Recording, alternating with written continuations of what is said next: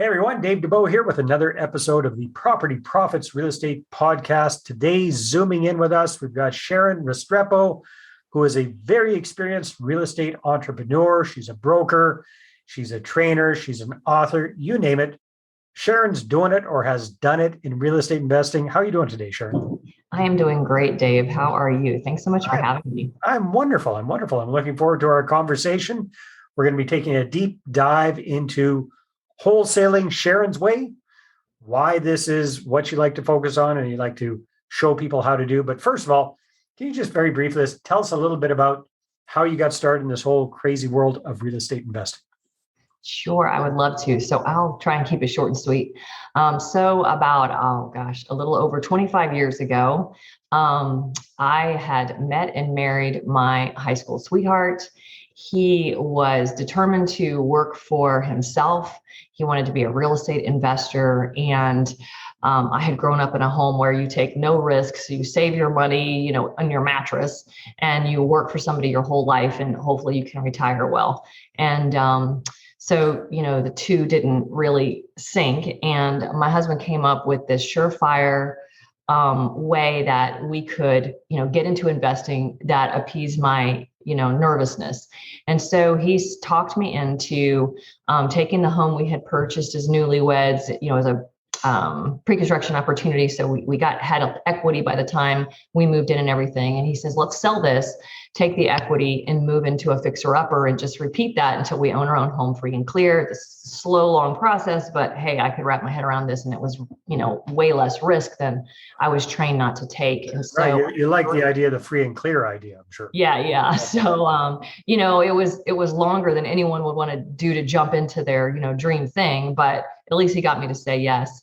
And so I thought, hey, you got to have a license to be able to do this. So I said, let me go to school at night and get all these licenses I probably need to have, so I could be successful. And I did that, but it turns out the only license we really need is our driver's license. And I don't even know with the day of virtual, that even being necessary, Yeah. And so nonetheless, I got it all, and we put our own home on the market. And unfortunately, 2 weeks later, my husband was killed in a tragic accident. Oh, geez. And I had to make the decision, what I was going to do. And to be honest, it was literally between suicide and, well, let me just pursue this thing, in his name, because I have nothing else to lose. There's nothing I could lose that would make me feel more miserable than I do right now. And so I named a business after him, and I jumped like head first into real estate investing. Now, this is over 25 years ago, where there's zero technology, right? And I really had to learn the hard way.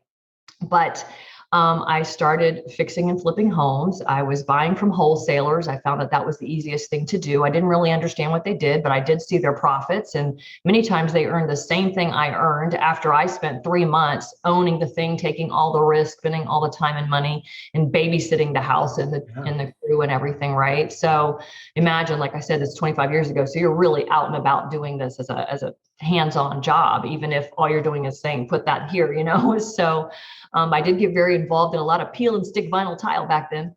And so I loved it. I actually realized, hey, this is my passion. I absolutely love this. And about 3 years into it, my father was diagnosed with a terminal illness. He had a brain tumor, and it was inoperable. And I worked from home, according to, everyone in my family. And so the consensus was, let's move my dad in with me. So suddenly I became 24/7 caregiver, and I could not leave my house. So literally overnight, I had to decide, how am I going to survive? What am I going to do? And I said, you know what? I have no choice but to figure out what these guys were doing that were wholesalers selling to me, because they never owned the home. They just moved on to that next deal. And so to save you from, the story, that's pretty much what I did overnight. And I never left my home. So I was virtually wholesaling before virtual was a thing, over phone. My big high tech machinery was the fax machine. And so a brand new program had come out back then that you could put everybody into your fax machine, basically your database, like you would your emails, Yeah. and you put one fax through of your house you were promoting and hit the button to that group, and it would fax everybody I for the remember next, that. like Yeah. 35 hours, right? And so I knew I was successful when anybody with the last name Williams called and the house was already sold. And they're like, put an A in front of my name, Sharon. So I Yeah. could Go get in reverse alphabetical order next time. Yeah. Yeah. So fortunately, a lot of people knew my situation. The title companies, they would just run and make my deposits for me. We didn't wire back then and things like that. So, but yeah, so wholesaling kind of saved my life. And it's always been a strategy that I've employed. Since then, flipping is very satisfying. I like that too. And, property management and landlording and owning rentals. So, I dabbled in a little bit of everything, but wholesaling, I have to say, is one of my favorites simply for that reason. And, when I was able, my father lived about another year, and once my father passed away, I really felt like there is absolutely no deal I can't do. If I can go out and touch and feel something, it's done. If I don't have to, it's done. It gave me so much of a different confidence and in doing business, because I thought, wow, I'm not meeting these people. I'm not even seeing these houses, because there was no way 25 years ago to even see the house you were selling, Yeah. Unless somebody took a Polaroid, went like this with it, remember those, and then brought it to me. Here it is. So it was very different a world. So since then, obviously, with the growth of technology, experience, and all of these years later, I just feel like I've perfected that system. It's something that I will always do. I love to do it because no matter what else we have going on, the flips, you still want to do them. Sometimes they just have enough meat on the bone that you want to do it. Yeah. And so while those are going on, you might wait 4 months before you get paid, but your wholesale deals are happening in 30 days or less. And so you've got everything kind of moving and growing in your pipeline, and you're constantly getting paid. And for the brand new investor, like you and I talk to a lot, I just think it's a great strategy, because it's really, I don't know how much more you can, make money as a real estate investor and reduce the risk. But learn everything you need to learn about the business with that limited risk, and then making the money, in 30 days or less on these deals. And so I love it for that reason. I think it is a great foundation, is what I call it, to coming into the real estate industry as a career investor, because you can learn everything you need to know about finding the seller, negotiating the deal. You've got to do every part of it anyway, even though you're not owning it. And while you're in that process, you're meeting the right people, you're meeting lenders, you're meeting insurance people, you're meeting rehabbers, contractors, and I think, just like for myself, my very first property, I didn't know any better. I bought a flip. It took me 8-9 months to get that thing back on the market, because I didn't know anybody. I didn't trust anybody. I'm like 26 years old and felt very vulnerable. And, you don't know what you don't know, and you're hiring 5 plumbers to change 1 toilet because you don't have the right people in place. Right. And so I just think, for all those reasons that I can keep going, that whole it's a good point. So Sharon, I'm just very curious, because you've been doing this for over 20 years, the wholesaling side of things. Take a stroll down memory lane. 20 years ago, what were you doing to find the deals? And then compare and contrast that with right now, what you're doing to find these motivated sellers and the deals now. What were you doing 20 years ago? How have things stayed the same? How have things changed for finding these deals today? Yeah, that's a great question. So 20 years ago, I was literally door knocking people in foreclosure. And how were you doing that over the phone? How were you able, because you're taking care of your dad at that time?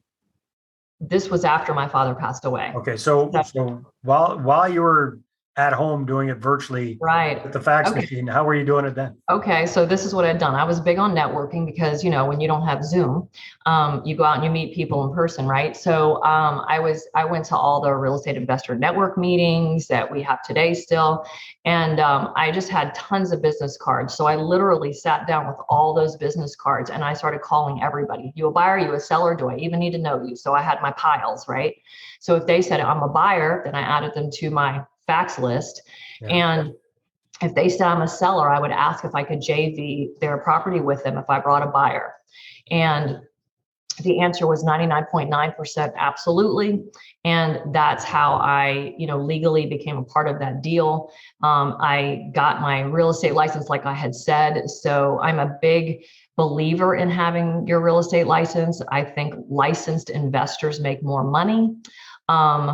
I don't really do traditional real estate. I cater to investors, but having the license allows me to creatively work deals and get paid legally in most any type of transaction if I need to do it that way. And so I was able to do that as well. And so that's how I did it. I couldn't leave my house. I couldn't leave my father. And I just was on the landline, calling everybody. And if, I had all the criteria for all the folks that told me what they wanted, and everything's in paper version on my desk. Yeah. And I would make a few phone calls if I thought, the deal someone had actually lined up with what they wanted. They would go out and see it. They were my eyes. The buyers were my eyes and my ears. And then I would just negotiate myself in the middle and do the paperwork. Yep. Fax, your fax paper wasn't real paper back then. Yeah, so you're cutting the thing, feeding 10 feet back through the machine. And, I don't know if I want to call those the good old days, but yeah. That's a fascinating idea. Hold that thought for a second. Hi there, this is Dave Dubeau, and real estate investors hire me to raise capital the right way. Why? Because most of them are stuck with too small of a portfolio, and they don't know how to attract investors and raise money for their deals. So I help them to connect, capture, and close their ideal money partners. Bottom line, when you've got a deal, you're going to have the capital to do it. So go ahead and book a no-cost capital clarity session with me at bookachatwithdave.com. Again, that's bookachatwithdave.com. It was interesting. Well, you cut your teeth out of it. All right. So then you're able to get out of the house. You're able to start knocking on doors. So what would that phase look like for you? And then compare that to what you do these days. Yeah. Okay. So back then, putting out signs was not as competitive as it is today. Today there's 82 signs on the street corner before they're taking down by code enforcement. But back then it wasn't such an issue and there wasn't that much competition. So we actually would pay guys to put our signs out for us all around town. And we offered them 33% of the deal because we didn't have a lot of money to put out. So we would close at least one deal a month from signs, and we just gladly pay them $3,000 for doing that. So that really ensured the signs were literally going out and being planted. Yeah, they were thrilled. That's a yeah. big deal for them. Yeah. So, and it was worth it to us. So sometimes, when you don't have the money up front, you kind of, give a piece of that deal away to get a deal. So we were just very creative, and we would knock on doors, and not a lot of people knock doors back then or even today. So I've always been a big believer in doing what your competition doesn't do. So whatever the majority of them do is probably the thing to stay away from, because you're going to spend a lot of money per lead because everybody's doing the easy thing. And so the thing that most people aren't doing, like door knocking or mailing a certain niche, or, when you really narrow it down, and what are you doing differently? Who are you going after to do that? So I do talk a lot about finding in my program, because like you're saying, and I notice that you do that as well. You have nothing to sell if you don't have the inventory. So today, everything being virtual, there's automated text and ways to pull lists, and, so much automated stuff you can do that is touching people in distress multiple times by you in some form or fashion, whether it be email, social media. They're leaving a message on their voicemail with your own voice, but it's all pre-recorded. So there's just so much technology available today, and and it's not expensive anymore. Yeah. Well, so the pro to that is there's lots of technology and ways to automate things, and it's not expensive. The con to that is that means there's a lot more competition. Absolutely. So the technology, the negative of the technology is it's limited the playing field, and the savvy investors don't necessarily look savvy anymore. There's nothing to differentiate the ones who really know what they're doing and can usually close the deal and really help the seller. So my big thing is, let's not chase the money or the deal, but let's chase the solution for the seller. And I think when we do that well, then the fruit of that is getting paid. Yeah. Whatever that may look like. So That's kind of where our focus has always been, is catering to those sellers and really meeting their need. And so to do that, we network a lot with the solution providers for them. So that might be some of these agencies that can financially help, bankruptcy attorneys, foreclosure defense attorneys that can help them. So those relationships are great because they can only do so much for a seller who truly can't help, keep their home. And then I get that person back. Well, And that's so, brilliant, because now you're positioned not just as another real estate person trying to steal their house, right? You're right. positioned as an expert from somebody that they already trust as a solution provider. That's really, really Right. So most people, don't want to sell when they first, reach out. yeah. And so you can't make somebody want to sell their home. So if I can help them keep it though, I will absolutely help them keep it, because that's what I would want somebody to do for me. Mhm. When my first husband passed away, people were knocking on my door to buy my home. People were door knocking me. Yeah. But, when I started doing this myself, I just, from being in that place where my heart was broken, I felt offended. I wanted to make sure I didn't come across that same way. I wanted to be able to meet them in that place where, what if I didn't want to sell their home? Why were you knocking on my door assuming that I need to sell? And so I learned a lot from being on the other side of it and having to bail myself out, of situations and things. And so, Yeah. a Well, you lot. know what? I'm just reflecting on your story here, Sharon, and you went through some things that I hope nobody has to go through, losing your husband at such a young age. And that forced you, well, you jumped in with both feet into real estate investing. He inspired you. He got things rolling. He kind of led you to that path. So that got you started. Then you did a few flip type properties at that point, and then the tragedy of your father, and then having to become the full-time caregiver for him. But then that forced you to become very creative and switch gears and get into something that you could do from home over the phone while you're taking care of your dad. And that opened up a whole new panorama for you. So, 2020 hindsight and all of that kind of thing. But the silver lining to these tragedies is that it helped you become the super successful real estate entrepreneur that you are today. Well, thank you. Yeah. So, yeah, looking back, you think it's the end of the world. You're 26 years old, 27, 28, and all these things are happening. You're not even 30 yet, Yeah, because let me absolutely. tell you, I was a disaster other than business. Like, I literally poured from the moment I woke up in the morning to the moment I passed out. All I did, eat, drink, think was real estate to literally keep me from recognizing how miserable I was. Yeah. And so I don't know, maybe misery makes you successful, but Well, it made you stronger, that's for sure. And it yeah. showed you a path. So hats off to you. So Sharon, I'm sure a lot of people that are watching this interview are thinking, "Hey, this lady knows what she's talking about." I think you've got a book or you've got a resource that's available for people. Tell us how people can find out more about Sharon Restrepo. Sure. I've got a great book I would love to put into your computer for you. It's called Exposing the Truth Behind the Lies of Real Estate Behind the Lies of Real Estate. And so you can get it at SharonExposesTheTruth.com, and it's free. And I think it's a great book. People love it. It's basically 10 chapters, easy read, but a lot of meat. And so like you, I have traveled, once people said, "Oh my gosh, what are you doing? If she can do it, I can," because it was like a man's world back then. And I started speaking. I was asked to speak and teach. And so I started traveling and teaching. And what I did is I took the top 10 questions I was asked from groups all over the country, and I just put it into one book. And that's why it's called Exposing the Truth Behind the Lies. And so I think that a lot of people don't start investing because of false beliefs. And I think a lot of people aren't as successful as they can be because of false beliefs. So that's basically why the book has that title. So I don't want anybody to be stopped or be hesitant from stepping into something that they truly feel called to do, because, it's phenomenal. It truly is having a lifestyle of freedom, and plus the fact that I absolutely love what I do and I love what I get to do and to help people do it as well. But Wonderful. yeah, What's the URL again? it's SharonExposesTheTruth.com. Perfect. There you go. Sharon, thank you so much.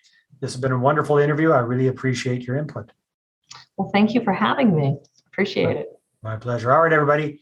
Take care and tune in for our next episode.